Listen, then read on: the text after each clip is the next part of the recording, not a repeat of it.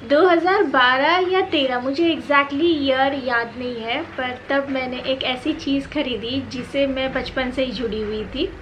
2016 में हम लोग मुंबई आ गए और मुंबई आने के बाद मैंने उस डब्बे को जिस तरह से पैक करके लाया था गुड़गांव से, वैसे ही रखा रहा। मैंने खोला ही नहीं और फाइनली आज मैंने खोला है एंड बिलीव मी, ये मेरे लिए किसी खजाने से कम नहीं है।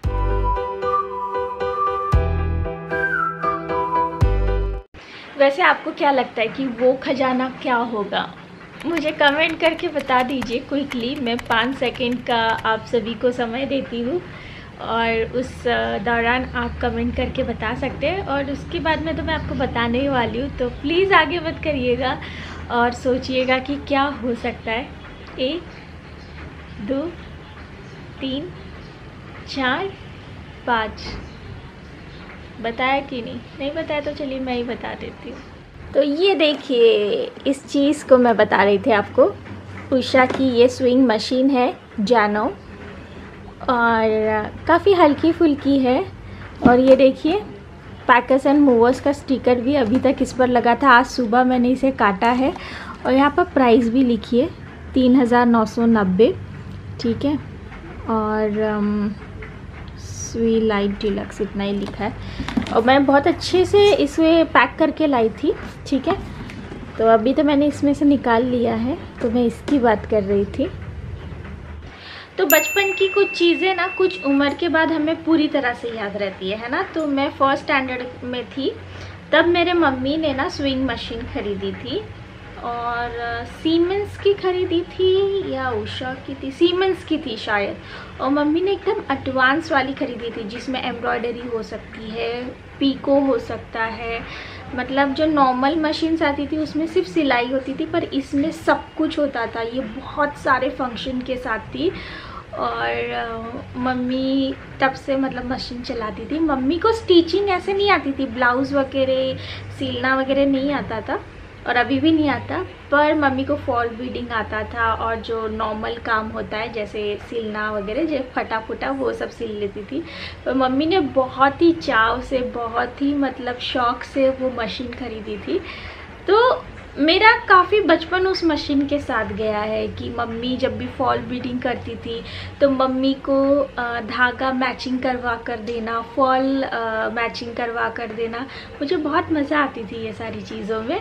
और क्या रहता था कि मम्मी कभी कभी मतलब जो मम्मी की फ्रेंड्स हैं उनकी भी फॉल बीडिंग करके देती थी, शौक़ था मम्मी को, तो मम्मी उनको भी फॉल बीडिंग करके देती थी। तो उनके लिए जो फॉल्स आती थी उनकी साड़ी की मतलब पीको वगैरह के लिए जो धागा लगता था वो मैं बॉबिन जो रहती है ना, बॉबिन रहती है, अगर आपको स्विंग मशीन का थोड़ा भी नॉलेज होगा तो जो शब्द मैं इस्तेमाल कर रही हूँ वो हो सकता है आपको पता हो। तो बॉबिन में ना वो धागा सेम मैचिंग वाला भरना होता था, तो मैं मम्मी को भर कर देती थी।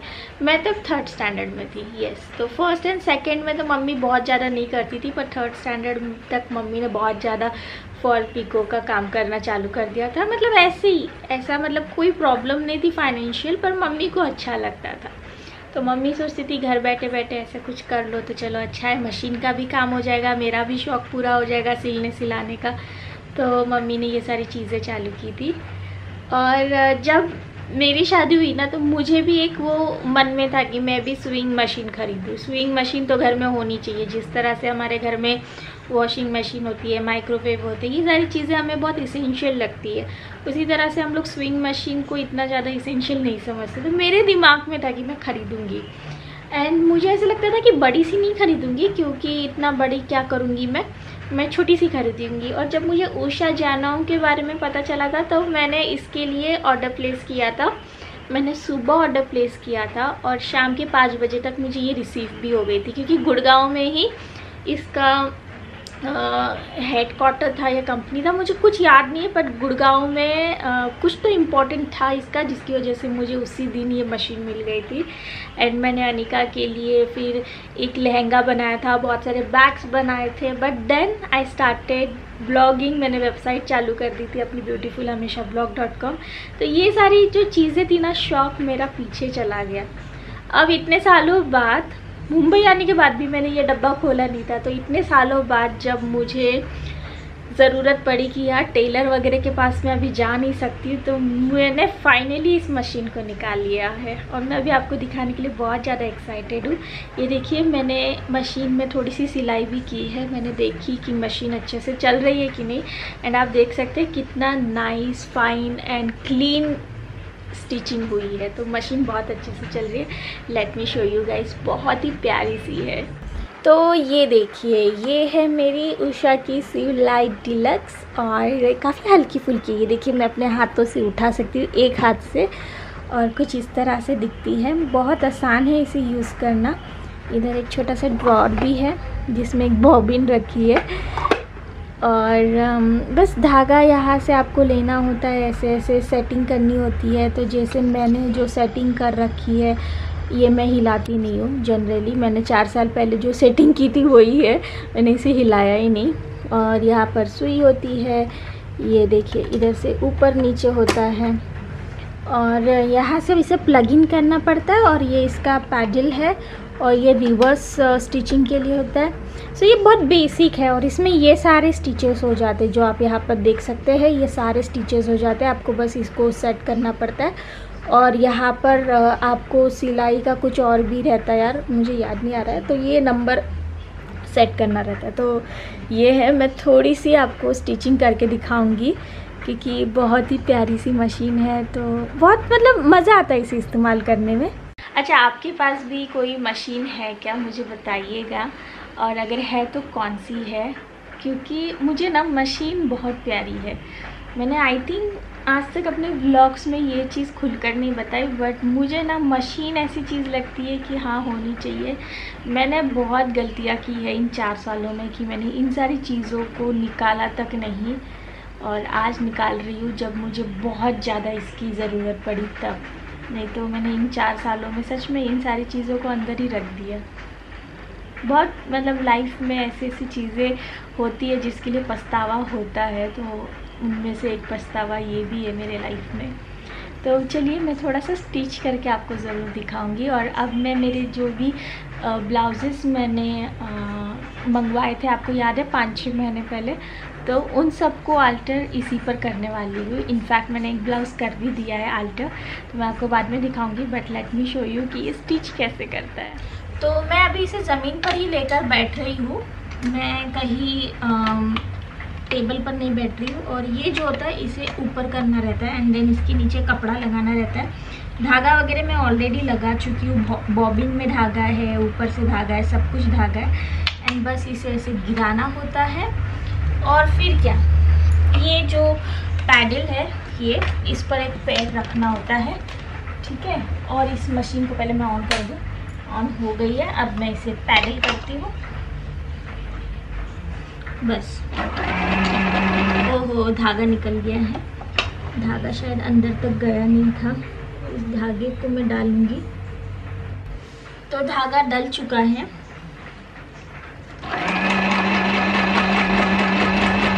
मशीन चालू हो गई है, उसकी आवाज़ भी है।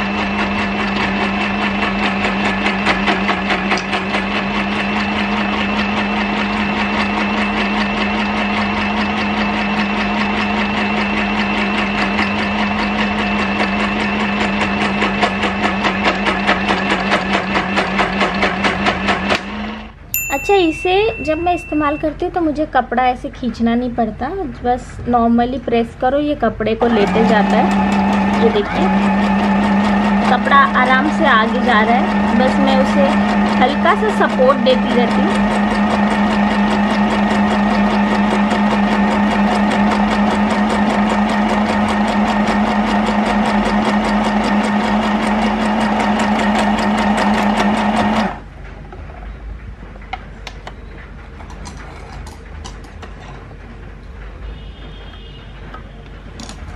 और ये देखिए सिलाई बहुत ही अच्छे से सिलाई है।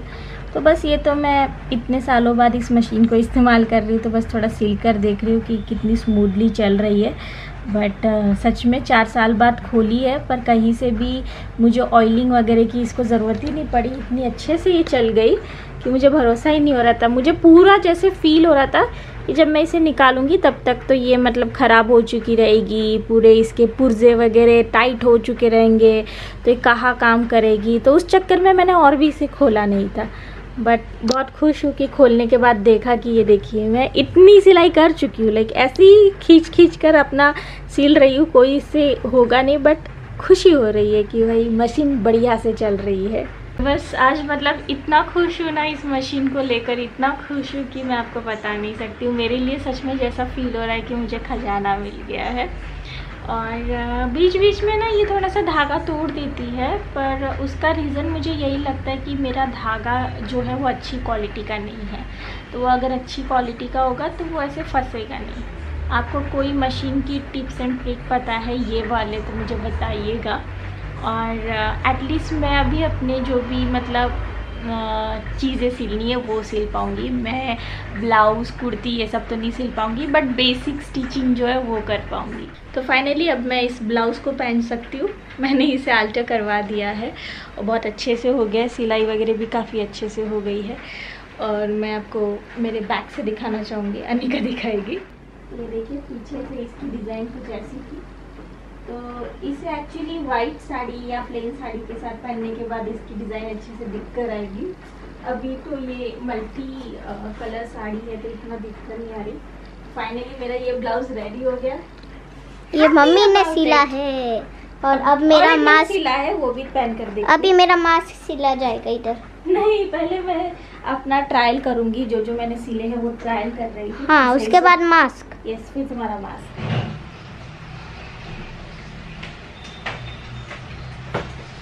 अदरक आ गया है, काढ़ा बन रहा है।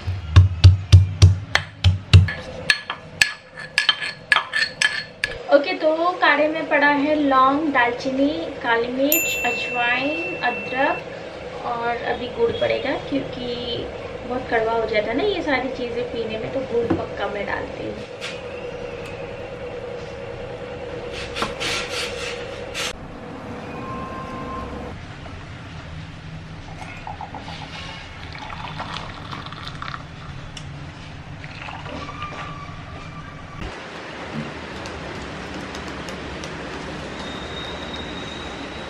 कुछ साथ पिए ना पिए, छाछ नहीं, छाछ बोल रही हूँ, छाछ बोला ये काढ़ा, काढ़ा साथ में पीते हम लोग।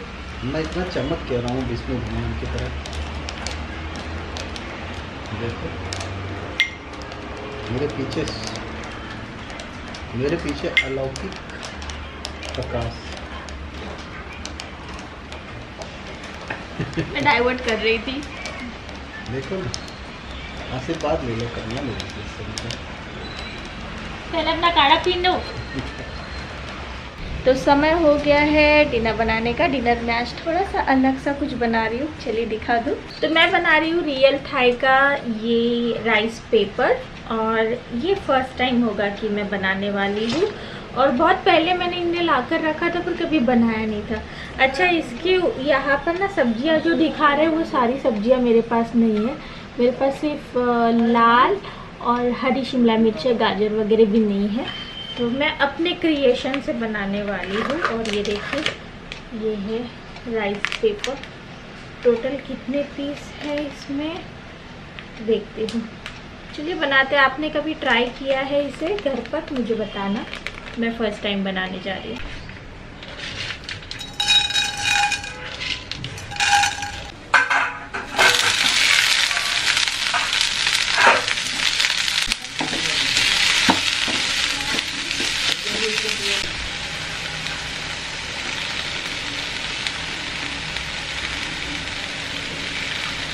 अच्छा, ये जो मैं स्टफिंग बना रही हूँ उसके अंदर भरने के लिए, उसके ऊपर तो लिखा है कि जो रॉ सब्जियां है उसे ऐसे ही स्टफ़ करो और खा लो। तो वो तो हमारे यहाँ पर तो नहीं हो पाएगा। सैंडविच में भले ही हम लोग थोड़ा सा उसे ब्रेड के साथ सेक लेते तो थोड़ा सा मतलब रॉनेस ख़त्म हो जाता है सब्जियों का, पर ऐसे तो नहीं खा कर होगा। इसलिए मैं इसे हल्का सा भून रही हूँ। और मैंने ना आपने देखा सोयाबीन के छोटे छोटे टुकड़े भी डाले हैं जिससे ये और थोड़ा हेल्दी हो जाए। और अब मैं इसमें चिंग्स का वो जो मंचूरियन होता है वो डालने वाली हूँ।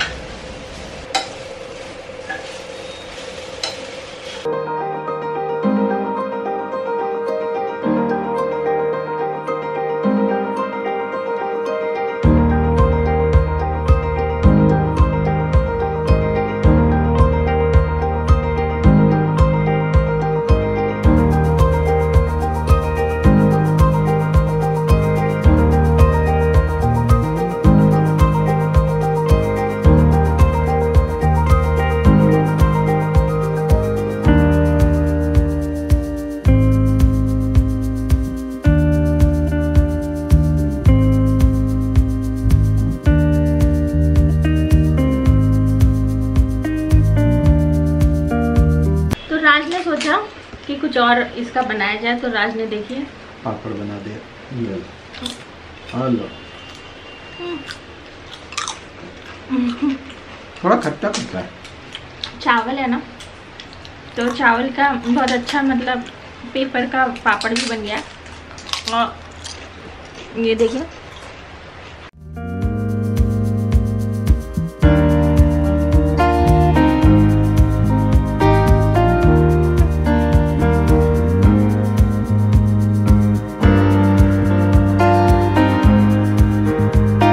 ओके। तो फर्स्ट टाइम मैं ये खाने जा रही हूँ। मैंने पहले भी खाया, मतलब पहले ये बनाने के बाद थोड़ा सा खाकर देखा था कि कैसा लग रहा है। बहुत यूनिक है।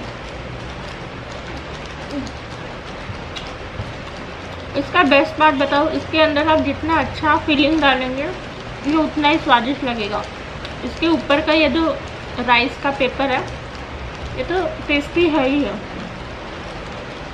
तो ये देखिए मैंने अनिका के लिए मास्क बनाया है। इसके ऊपर कुछ डिज़ाइन भी बना दी है विथ हेल्प ऑफ मेरे मशीन की आड़ी टेढ़ी डिज़ाइंस। तो ये अनिका का मास्क है, बस ट्राई किया है।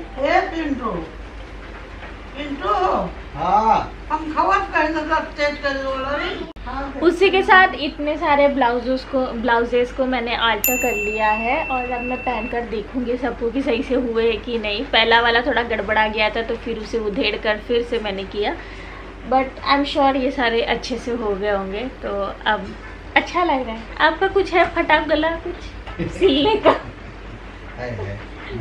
तो मैं सबको मांग रही हूँ दो दो दो की भूत सवार हुआ है। मैंने एक टी शर्ट दिया था लेकिन मम्मी ने बोला वो नहीं, वो पैच वर्क था। तो पैच वर्क अभी मुझे नहीं पता कैसे होगा क्या होगा, और कुछ नया बनेगा तो I will show you guys.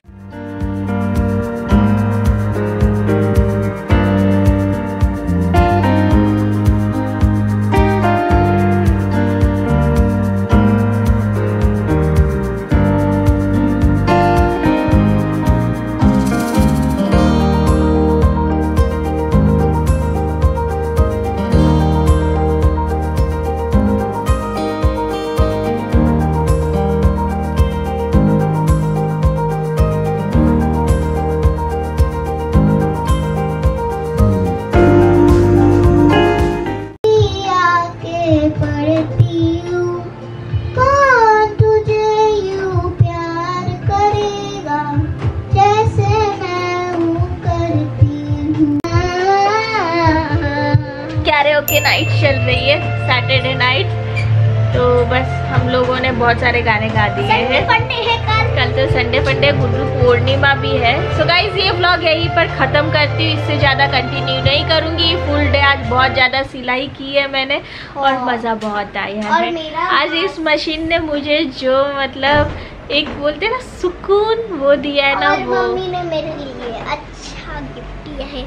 मैंने अनिका को कुछ मास्क भी बना के दिए, मैं अगले ब्लॉग में ज़रूर दिखाऊंगी। तो और हाँ, इस उषा जैनम की अगर मुझे अमेज़ॉन लिंक मिल जाती है तो मैं नीचे डिस्क्रिप्शन बॉक्स में मेंशन कर दूंगी। अगर आपका मन हो तो आप एक बार चेक कर सकते हैं, इनकेस ख़रीदने का कुछ मन हो। मुझे पता नहीं तब जो प्राइस था वो अभी भी है क्या, आई रियली डोंट नो। तो चलिए फिर मिलती हूँ अगले वीडियो के साथ, तब तक के लिए बाय बाय, टेक केयर और अपना ख्याल रखिएगा। पल एक पल मैं ही दम